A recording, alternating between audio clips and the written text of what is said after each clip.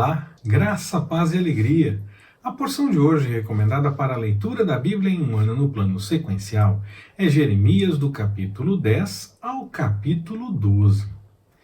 Nós vimos, quando fizemos a leitura do seu chamado, que Jeremias, assim como Moisés, por exemplo, argumenta com o Senhor sobre a sua capacidade de desempenhar o seu chamado. No caso de Jeremias, nós lemos lá no capítulo 1, no versículo 6. Olhando um pouco de forma mais abrangente, talvez até mesmo Salomão parece ter feito algo nessa direção. O que poderia indicar, então, que não seria mera tentativa de se negar ao chamado, mas pode revelar igualmente o desejo de que o Senhor esteja agindo de forma soberana. No caso de Salomão, a preocupação era com ser rei, né? E aquela preocupação toda de não ter capacidade para fazer isso e querer então ter sabedoria e tudo mais. Não temos apenas aqui, necessariamente, a questão de um reconhecimento de sua incapacidade.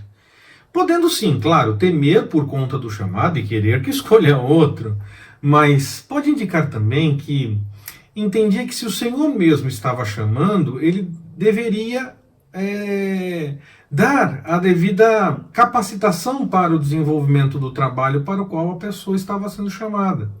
E aí, diante da realidade que se sente incapacitado, só com a ação do Senhor o trabalho poderá ser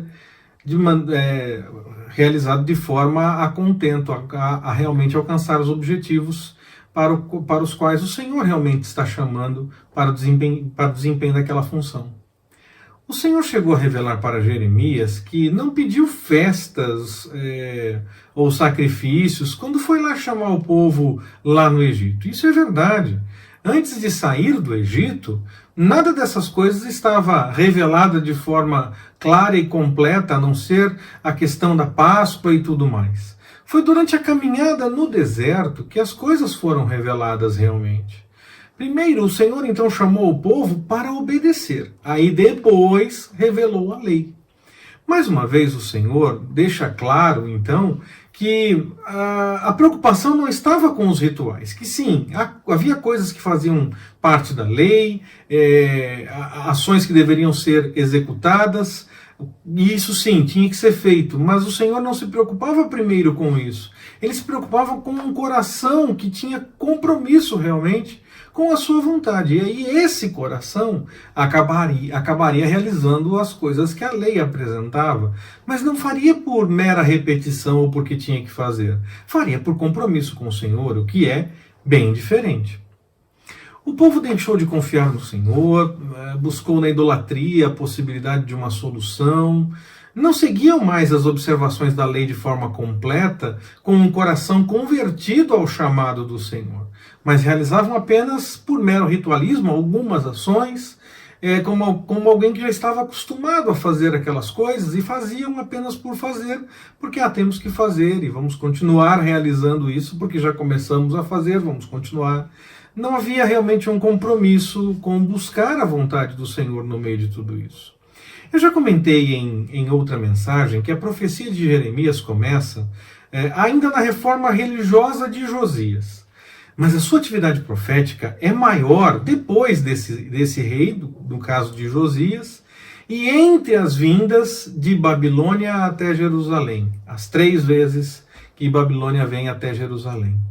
O povo ainda acreditava, no meio da primeira, segunda, quando já teve alguns deportados, o povo ainda acreditava que a punição não seria definitiva e que o Senhor permitiria a vitória do povo e não da Babilônia.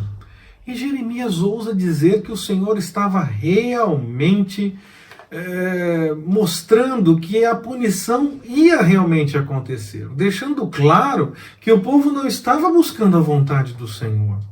Eles faziam até algumas coisas, mas estavam misturando com outras formas religiosas e daquilo que eles faziam apenas por repetição das ações. Não estavam com um coração realmente convicto e convertido ao Senhor para realizarem aquelas coisas que a lei previa.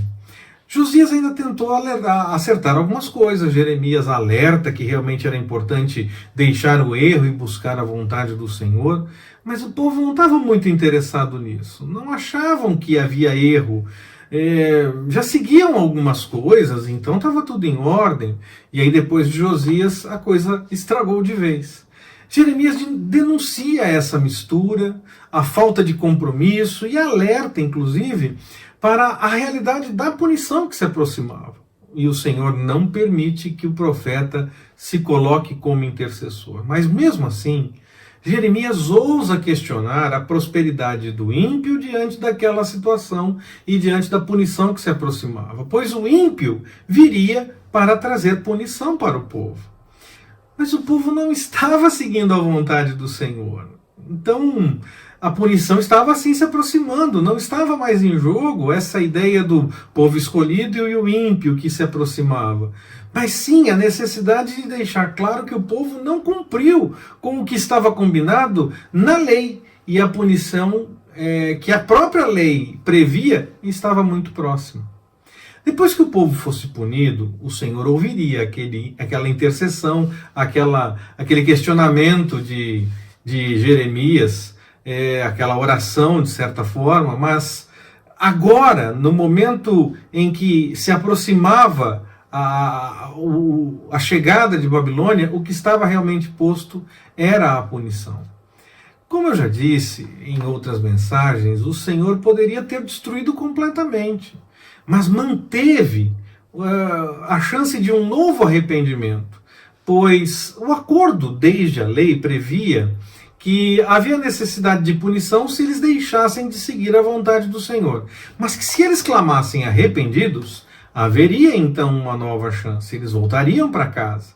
Por isso, havia amor, mesmo com tanta dor se aproximando, com tanto sofrimento que ia ser realidade no meio do povo, pois o Senhor mesmo queria era que o povo entendesse o erro e se acertasse diante da sua presença. Nós vimos lá nos livros de Jó, Salmos, Provérbios, Eclesiastes, para citar alguns desses livros todos que nós já lemos, que a prosperidade do ímpio ela é meramente aparente e pode durar, quando muito, durante esta vida. Mas a nossa esperança no Senhor ela vai além do tempo que nós passamos por aqui.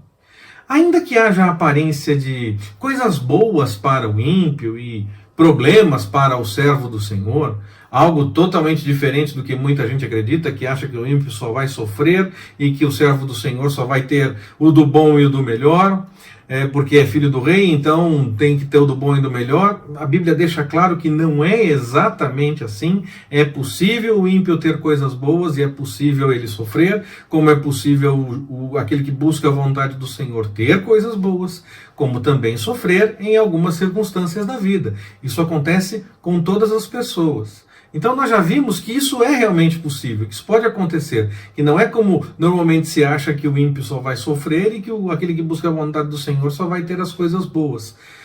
Sol e chuva nascem para todos, tanto para os que buscam a vontade do Senhor, como para aqueles que não buscam. Então, ainda assim, mesmo observando essa realidade, nós devemos manter a nossa confiança no Senhor e buscar a sua vontade. Só assim nós poderemos ter a paz que está além da capacidade humana de entendimento. Ter paz com tudo em ordem, qualquer um entende. Ter paz mesmo no meio da luta e da dificuldade, essa sim é a paz que está além da capacidade de entendimento humano. E essa paz só está reservada para quem busca a vontade do Senhor. Que Ele nos abençoe. Forte abraço, até mais, permitindo o Senhor.